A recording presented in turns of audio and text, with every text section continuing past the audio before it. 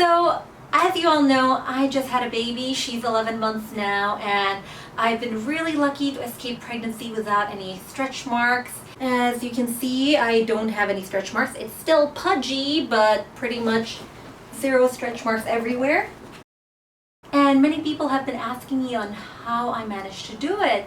I've been resisting doing this video just because it is a bit controversial, and I really don't want this video to make anyone feel bad because number one, stretch marks can be genetics. So even if you do everything I've done, you can still end up with stretch marks just due to genetics.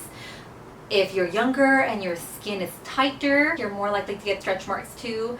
I'm relatively old. I'm going to turn 32 this year, so my skin's more stretchy, so less prone to getting stretch marks. And also, pregnancy is such a huge toll on your body. Pretty much your stomach pops out like a balloon. You have this huge weight in you. It's unreasonable to expect women's bodies to stay the same, really. So I don't want this video to be another one of those videos that puts undue pressure on women, expecting women to just look perfect all the time and flawless, even though motherhood is so tiring and so difficult. So really, this is not the purpose of the video. The whole point of this video is that if going through pregnancy without any stretch mark is what you need to feel good about yourself, because I know that once the baby is born, in fact, during the entire pregnancy, it's easy to feel like your body isn't yours. Some people love pregnancy, but I wasn't one of those women. I felt like I had an alien thing in me the entire time. I love my baby, but I hated every moment of pregnancy, and it never got good. There was never a moment where I felt like, I enjoyed this. Except for the times when I got to cut the lines, maybe I enjoyed it a bit, but other than that, no, pregnancy was miserable. And when I'm breastfeeding, I just feel like a cow. So it's easy for us to feel like our body's not ours anymore. So if getting out of pregnancy without any evidence that you had a baby is what makes you feel good about yourself and feel human, go for it. Because I know I feel like a milk machine most of the time, and it's not a pleasant feeling. Every day I have to remind myself I'm still a person. I don't exist solely for my baby. I'm a person. I'm a human being. I'm not a milk bag. I hope that's what my baby thinks about me. Right now, I think she just sees me as milk bags. I hope she loves me. Anyway, with that disclaimer out of the way, let me first explain my skin type, my age, so that you know if the same method will work for you. So I was 31 when I was pregnant. It's considered an older pregnancy. My skin has started sagging, so I guess I will be a bit less prone to stretch marks. But genetic wise, I think I'm a bit screwed because my mom had major stretch marks. She's very, very slim, by the way, but her stomach is full of stretch marks because, well, you know, that does happen when you have kids. Completely natural. I do have very, very dry skin. I have a condition called Sjogren's, which is an autoimmune that's normally no big deal. Really, it just dehydrates me, no big deal. But just because of that, I have to hydrate like crazy. So that's my skin type. Anyway, let's get on to how I managed to prevent stretch marks on me.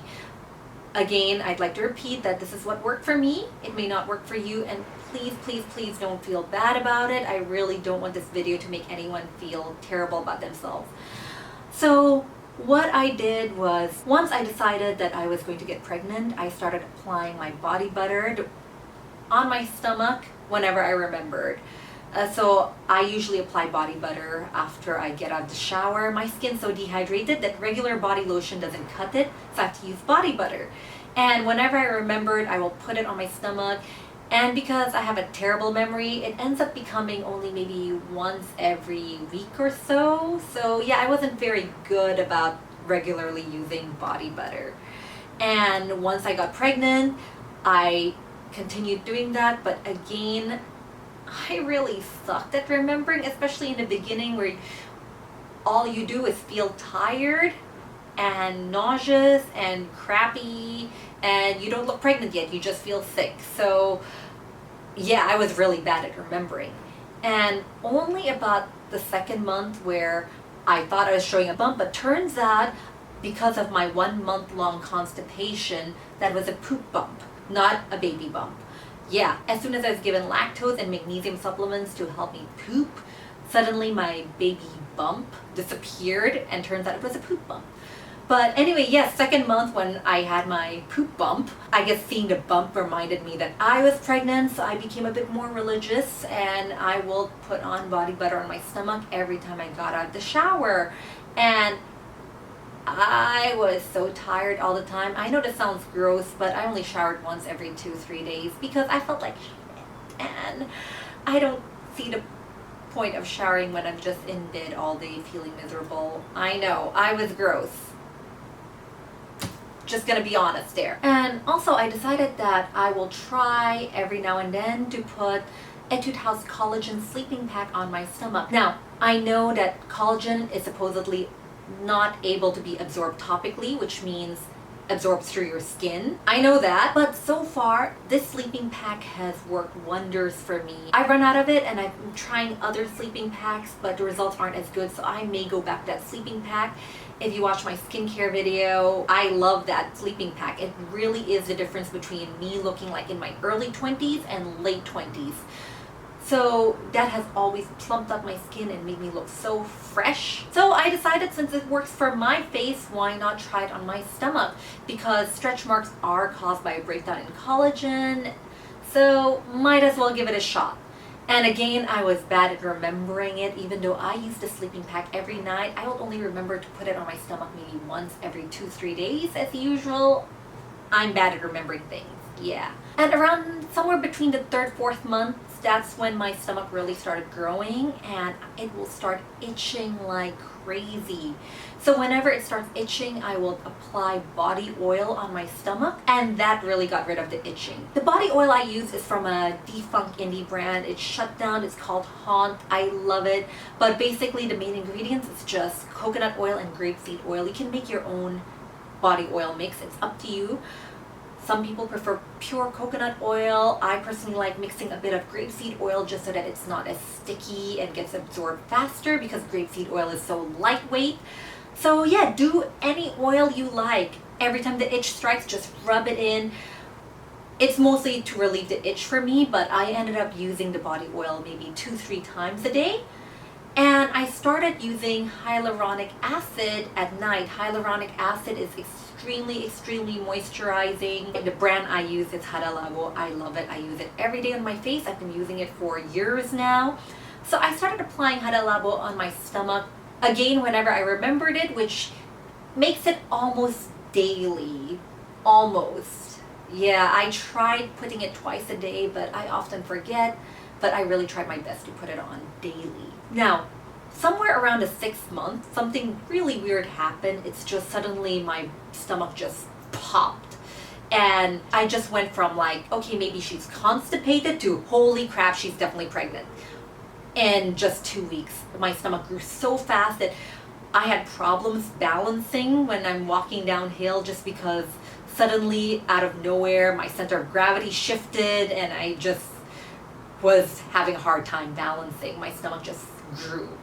And that's when I really remembered to use my hyaluronic acid twice a day, body butter almost every day. My stomach really felt big and it was just itching like crazy all the time. I decided I had to add another step to the routine, which is Sulwhasu's First Care Activating Serum. It really helps your skin absorb way more serum. I once put it on just half my face and put a really sticky serum over both sides of my face, then stuck a tissue to my face.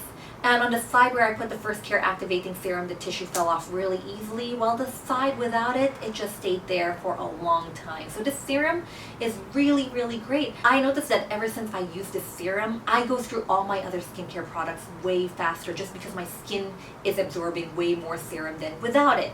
So because of that, I decided I'm gonna start adding the serum on my stomach just so that it can absorb way more of the hyaluronic acid, body oil, collagen sleeping pack. And yes, I know it's crazy because this serum is expensive, I'm not gonna lie. It's crazy for me to do it, I agree. And honestly, if I don't have a beauty blog, and I'm not planning to make this video, I really wouldn't bother doing all this crazy stuff because, yeah, come on, pregnancy's horrible. I'm just tired all the time. But since I do have this blog and I thought I should give it a try for science because, I don't know, I was just morbidly curious to see if it's possible.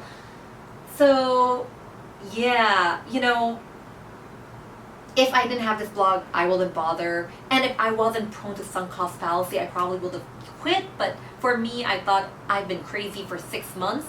I have to continue doing it because if I don't continue doing it and make this video, then what is it all for? It's just me being crazy.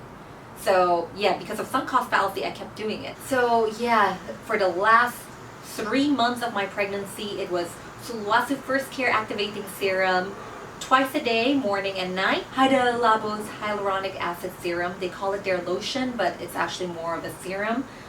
Twice a day, and I used a premium version. Etude House's Collagen Sleeping Pack twice a day as well, morning and night. And body oil whenever the itch strikes, which ends up being 3-4 times a day. And also body butter once daily whenever I felt like it. And I did all that, and I guess it worked because I ended up with no stretch marks at the end of the pregnancy. So I guess what I did worked. Now, if you're planning to do what I did, just remember that you have to continue using all these crazy moisturizing steps after you give birth for at least a few more weeks. Just ease your body out of it. Don't stop everything all at once, which is what I did, because once the baby popped out, I'm like, woohoo, I'm done. I don't need to be crazy anymore. So I stopped everything. And that did not end up well. My stomach itched like crazy. And after a while, my skin actually turned scaly and gross, like crocodile skin on my stomach.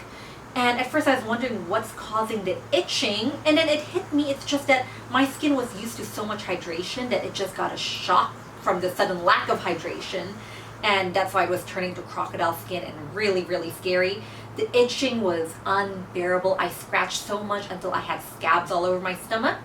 Not pretty at all. So after you give birth, remember to just slowly scale back to normal. Don't stop everything all at once. Anyway, thank you for watching this entire video. If you have any questions, feel free to let me know in the comments below.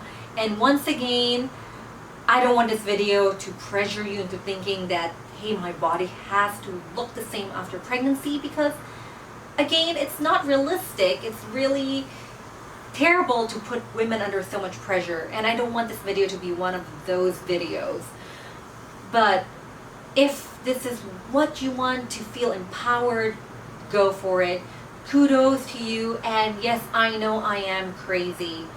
This whole thing is really crazy. If you don't want to do it, I totally support you, because it is crazy to spend as much money as I did on all my skincare just to avoid getting stretch marks after pregnancy. It is insane. But yeah. Anyway, thanks again for watching this crazy video, and I'll see you next time. See you. Bye.